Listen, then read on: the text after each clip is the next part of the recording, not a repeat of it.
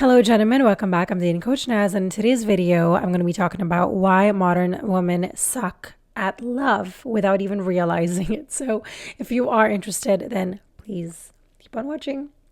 So, the first point that I want to make is that a lot of these women, and by the way, I've heard this when I was a matchmaker. I constantly heard the women saying the same things over and over again. Not to say all women are the same, but yes, you're right, men. There are some women out there that won't even, give you a shot if you don't earn, $1 million a year or whatever it is. Yes, there are women out there. I'm going to be brutally honest. I'm not going to sit here and be like, all women want love. No, it's not true. There are some women out there that just want money and they just want, you to have a nice car. And unfortunately, those are the kind of women you do not want, because she doesn't want to connect with you emotionally and she doesn't have any space and room for you.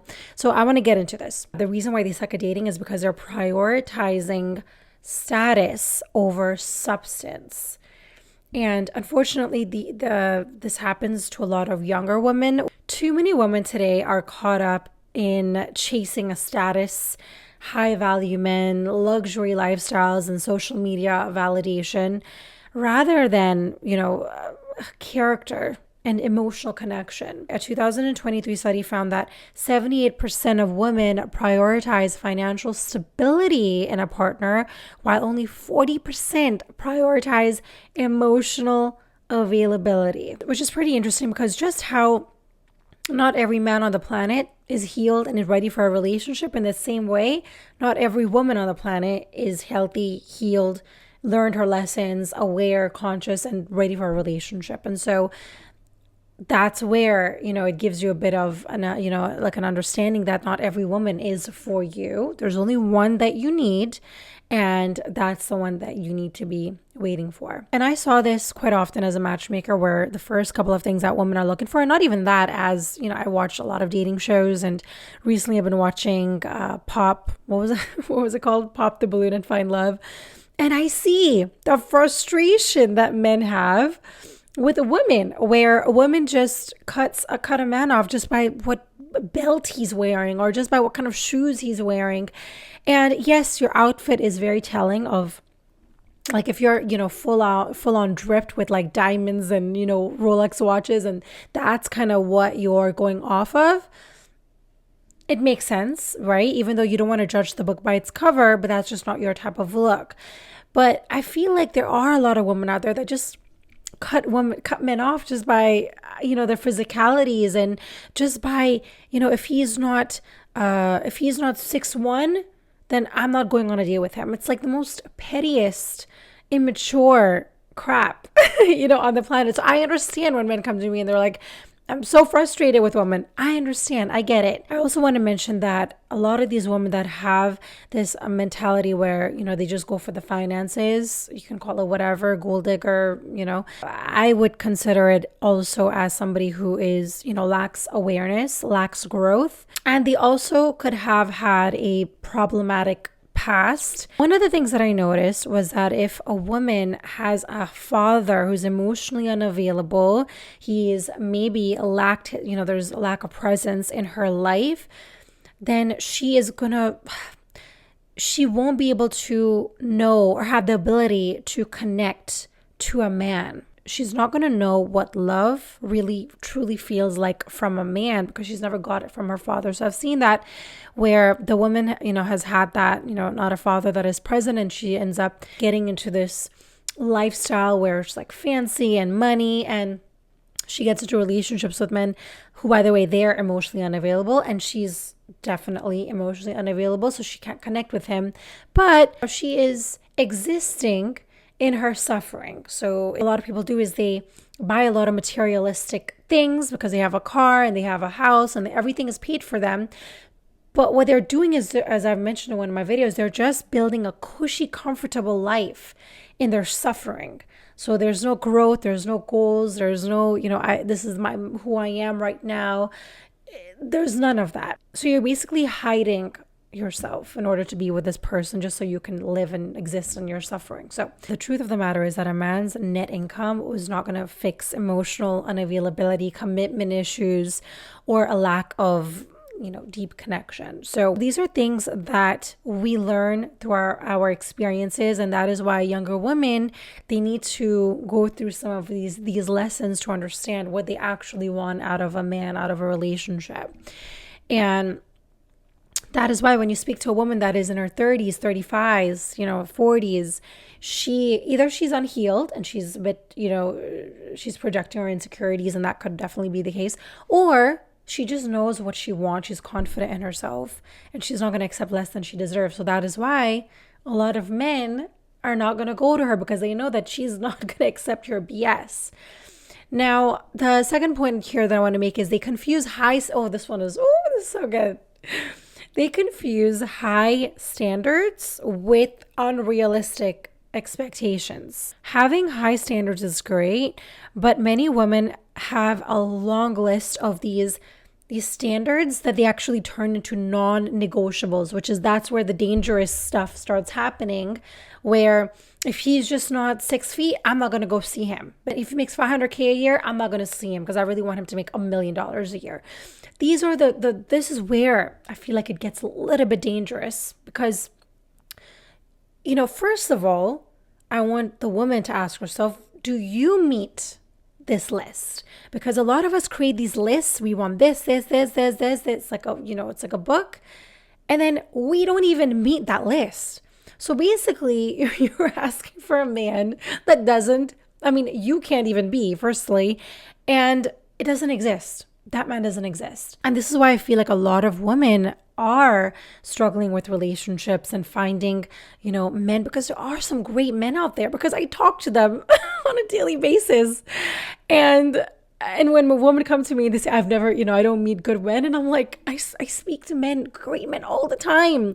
They're self-aware, they're conscious, they're doing the work on themselves. I'm like, maybe I should start like a dating show or something, because anyways, that's a whole different story.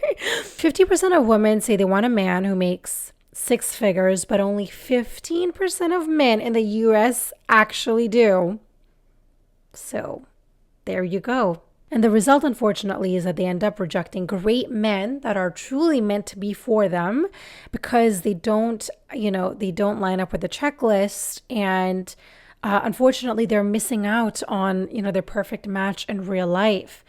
And that's just so sad for me to see this happening quite a lot. There's so many beautiful women out there who are great. There's so much potential, but then they hold themselves back. And again, also this has to do with self-sabotaging your past, what has happened with your father, your mother. Everything in life plays a role into the person you are being. And again, with the standards and unrealistic expectations, I always ask people, do you want to date yourself?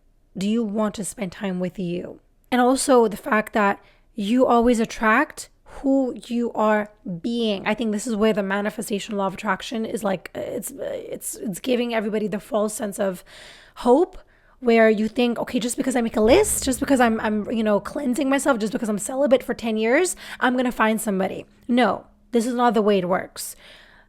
You have to make sure that the person that you are looking for, that you want in your life, first of all, that list, there's a whole lot of things that I want to say about the list firstly, but the list cannot be ego-driven. That's one thing that I feel like a lot of us do, is we think about love and relationships like a business, like it's out of our ego. We want him to have a 6-pack and we want her to have a big butt. And it's like, but what if your soulmate doesn't have the biggest butt?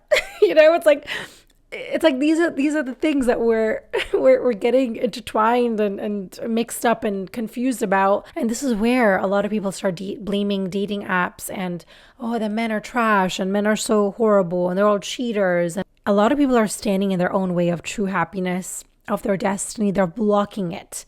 And they're not even realizing it, which is the saddest part of it all. Now, the last point that I want to make is, I think I just mentioned this, which is they sabotage relationships without knowing it. So they're unconsciously doing it, where many women are subconsciously pushing these men away as they crave love. They want to be in a relationship. They want that perfect, the perfect life, but subconsciously pushing it away because they fear vulnerability. and they're testing men to prove their worth constantly, or constantly questioning if they could do better. And this is what I noticed when I was watching that show, the Pop the Balloon or Find Love, is that every woman on there, I can see them like, can I do better than him? Like, can I get better? Can he make more money? Can he?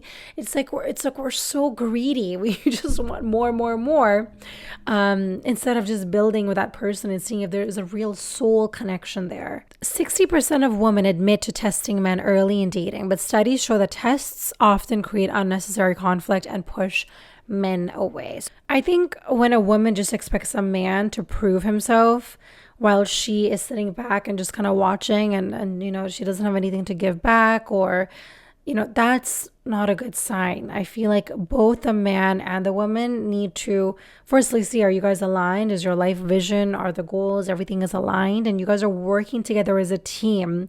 I feel like at the very beginning, a man needs to kind of court the woman. So if you're thinking that is her trying to test you, then I don't really agree with that.